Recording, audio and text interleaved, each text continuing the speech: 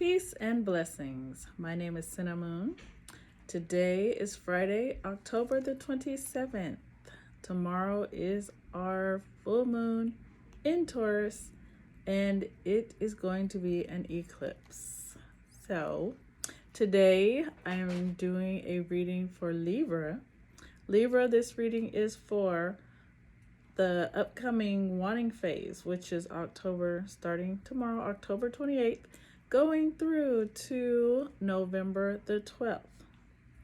And I always like to tell people that, I do these readings to help people to be in harmony with the universe, to make sure that you're doing things that are going with the flow, not against the flow. Because when you go with the flow of the universe, things move faster. You have less complications, less setbacks when you are in harmony with what's going on in the universe. So for this upcoming wanting phase, things to do and things not to do during a wanting phase. I'm going to start with the things to do. During the wanting phase, this is the best time for you to declutter your life. That is your house. That is your life in general. So go through your house and start getting rid of things that you're not using, things that have been sitting and collecting dust, things that you could give away, give it to someone who could use it, or pack everything up and take it to the thrift store. Someone will find it there. But it's time to move those things out, because when you move things out of your life, you make room for the new, you make room for positive energy to come in because you've made room. So when it comes to your life, if you have people, situations, or anything going on that is not beneficial for you, things that are stressing you out and repeatedly having problems, then it's time to get those people and situations out of your life also. When you move, like I said, even with people, when you move certain people out of your life, the universe sends better energy in. So you'll meet people who are more of your frequency, who are not going to be causing you all the confusion and strife that you've been going through. Other things to do during a wanting phase are, this is a good time if you have any projects. Wanting phases are the best time to bring those to closure, like you're going to be ending your projects. It's really good to do that during the wanting phase. Cutting your grass and cutting your hair or shaving your hair during a wanting phase, it will make the hair or the grass grow slower. So this is good for like if you want to shave your legs and you don't want it to grow back anytime soon. Best time is wanting phase. If you have hair or if you want your grass to grow faster, you wait till the waxing phase and cut it then.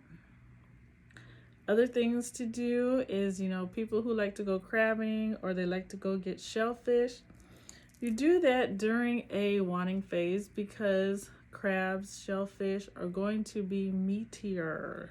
Get more meat when you get them after a full moon. So let's see, things not to do during a wanting phase. Major thing not to do is don't get any procedures done if you can help it. Like surgeries, having your teeth pulled, anything like that. You really want to wait till the waxing phase because the body heals slower during the wanting phase.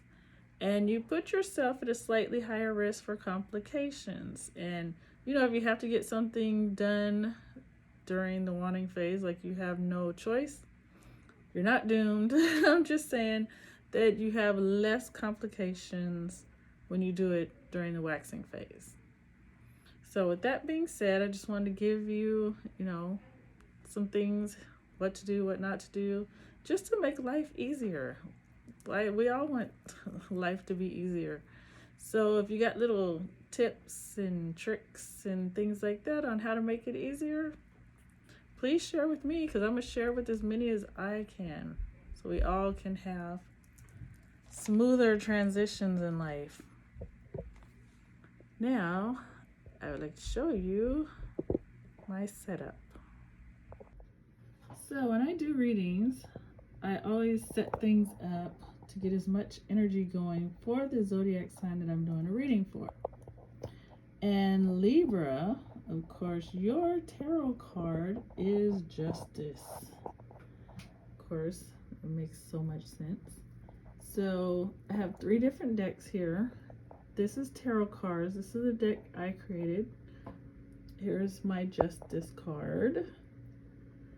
And on my deck, I always put keywords, one for the upright, one for the reverse. Justice. The next card right here, this card comes from the Inner Realms Tarot. This is one of my favorite decks because of how beautiful their artwork is. And they also put keywords on their cards. Their cards are, as you can see, a lot larger than the average tarot. But I love it. I absolutely love it. And then this one over here is from the Osho Zen deck. And they call their card Breakthrough. So that is another one of my all-time favorites. Osho Zen. It's one of those ones, I don't know, you just have to have. Well, at least I do. I also put some rose quartz here because rose quartz is a great stone for Libras. And then over here we have some amethyst just for the energy of spirituality and that great, wonderful energy that amethyst brings. All right, so let's begin the reading. Okay, I forgot to show you the boxes for the tarot cards that I just showed. This is tarot cards.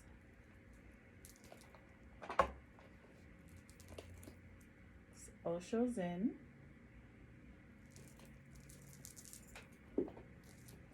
And the Inner Realms Tarot. Alright, so now I am going to cleanse the crystals in this lovely Libra Zodiac incense. Get these crystals all cleansed.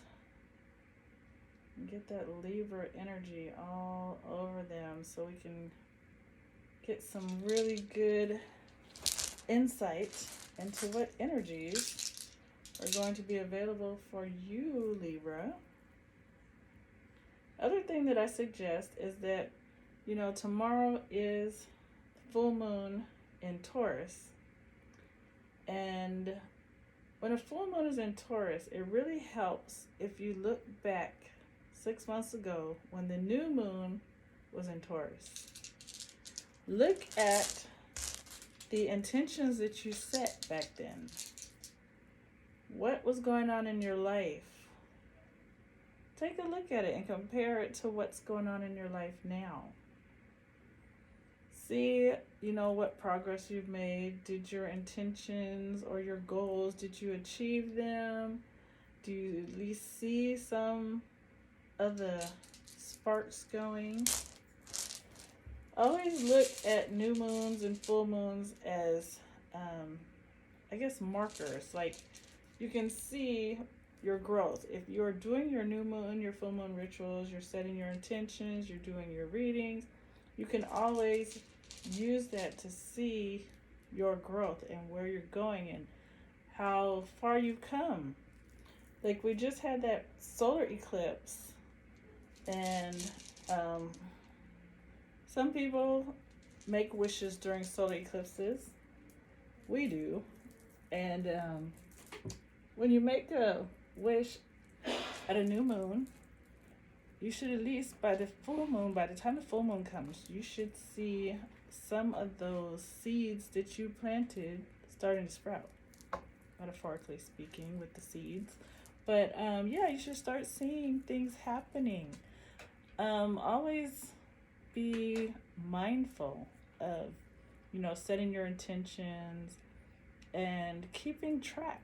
Keeping track is the most important thing, because if you're just setting intentions and you are, like, you know, setting goals, but you're not even keeping track, You won't be able to tell what worked for you and what you may have done to make your manifestations come quicker. And sometimes we'll be like, dang, what did I do? That seemed to work really good, but I can't remember what I did. So, yeah, think about that. That's very important. All right, so we're going to get on with this reading. And this reading, like I said, is for Libras for October the 28th through November the 12th. Here we go. Libra, let stones fall where they may.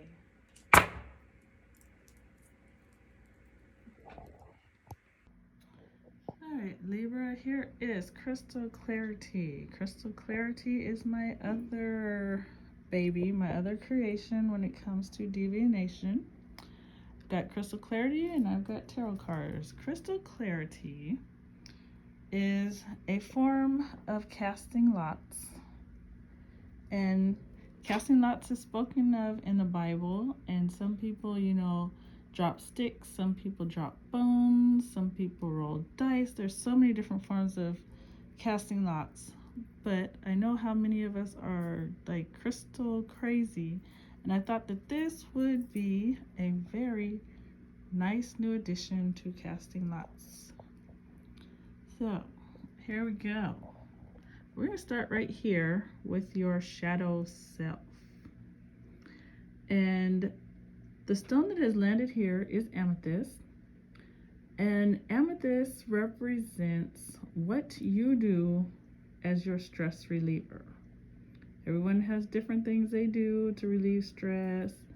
Some people, they smoke. Some people drink. Some people meditate.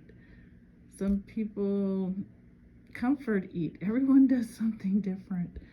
So what this is it saying that actually that is very beneficial for you right now. Whatever you're doing is good, and it will help you with doing your shadow work, with healing, with coming to grips with things that have gone on in your life and overcoming trauma. Because when you're stressed, it's very difficult to even think straight.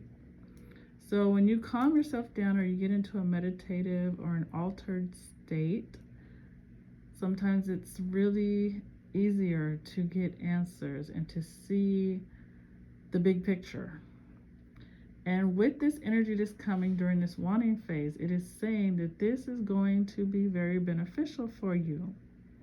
So take the time, like whenever you do what you do to relax, take that time to go deep, because the energies are open for you to go deeper during this upcoming wanting phase, which is great. We all need that. We all need to be healed.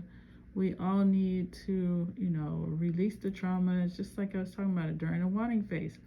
You declutter, you get rid of things, even if it's emotions or anger or hurt, pain. It's a good time to heal, because you're getting that old stuff out. You're washing it away and healing from it.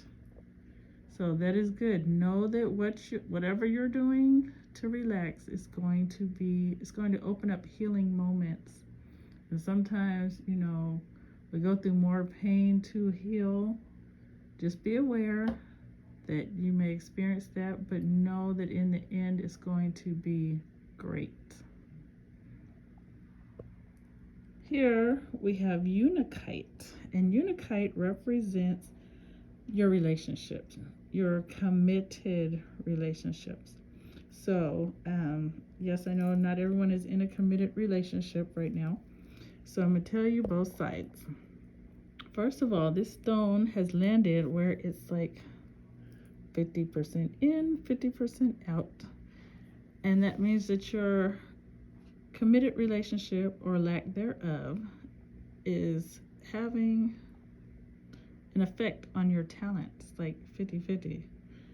So as we work on self, especially when we deal with our shadow work, it is easier to clear this kind of energy up because a lot of times in committed relationships, when we have friction or we have a disagreement, it is easy to point the finger. Don't do that. This is the time to focus on self, like what you could have done to make the situation better. What you did that you don't want to repeat because you see the results of what you did. That way you can clear this up where your committed relationship will have a more positive effect on your talents. As you can see, it's 50-50, so yeah, that's good. It's half good. The other half you can work on, like I said, by doing your shadow work, by working on self. Instead of pointing the finger, if you want to point the finger, you should be in the mirror if you're going to do it. Because this is all about your healing. And when you do your healing, your mate gets influenced by that. And it's like almost this thing where it's an unsaid thing that your mate will start healing themselves when you're doing your healing. It's like yin and yang, we work together. So, yes, this is what this is about. Here we have Tiger's Eye, and Tiger's Eye represents close friends and relatives. Tiger's Eye, it's another stone that's got a little bit in. This one's got more on the out, so it's got a little bit of positivity going on, but it's got a lot that needs to be healed and corrected. And this stone, like I said, deals with close friends and relatives, and it's coming in to your destiny. Your destiny is what you are here to do. A lot of us are unsure of what we are here to do. What is our soul's purpose for being here on earth at this time? Like I said, most of us don't know. And when you need to figure that out, I tell people start with your birth chart. Start with your birth chart. If you got it, start reading it again. You may have read it 5 times. But it's time for you to do this during this wanting phase because you're going to get more clarity. Like, you know how every time you read something again, you get a deeper understanding. It makes more sense. You need that right now.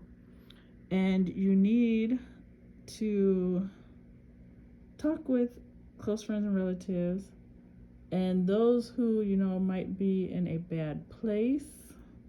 Those who are in a negative place right now, you might need to kind of isolate yourself during this time because you need as much positive energy as you can get.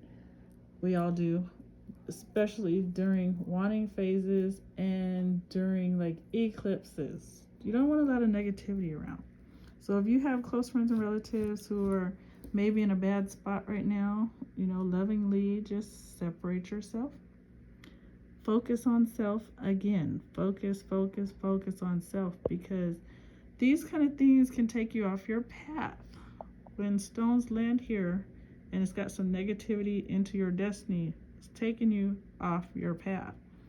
Whether that's just through stress or whether it's from accepting the wrong advice, whatever it is, this is a time to, like I said, focus on self, do your own meditation, follow your own gut feelings, do more prayer and meditation, and then ask your guides, ask the creator, ask whoever it is that you ask, what do you want me to do right now?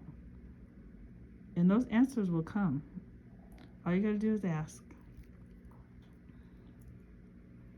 Here we have red jasper, and red jasper represents your sex life. And this stone, it's also this stone has landed negative. It's landed negative into your insight. So whatever your sex life is right now, whether it is active, non-active, whatever your sex life is, it's not in a good placement right now. So whether it's because you need to talk with your mate, maybe, there's other things going on in your life that is having an influence on your sex life, or whatever, even if you're single and you're you kind of, I don't know, whatever you're doing, whatever you're doing in your sex life right now during this upcoming wanting phase, you need to correct it. You need to make some serious changes because it's, like I said, having a negative effect on your insight. And your insight is your ability to open up your third eye, see what's right in front of you, not just on the physical level. It also helps like with decision making, because when your insight is clear, you are able to see 3 steps ahead. You're able to see, like, if I make this decision, you can see, kind of sort of what the outcome's going to be. If your insight is blocked, you can't see it, and you are more susceptible to making wrong decisions. So whatever you have to do to straighten this up, I highly suggest you do it quick.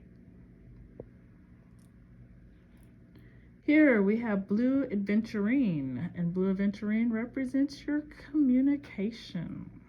This stone has landed positive into your rituals. Very good.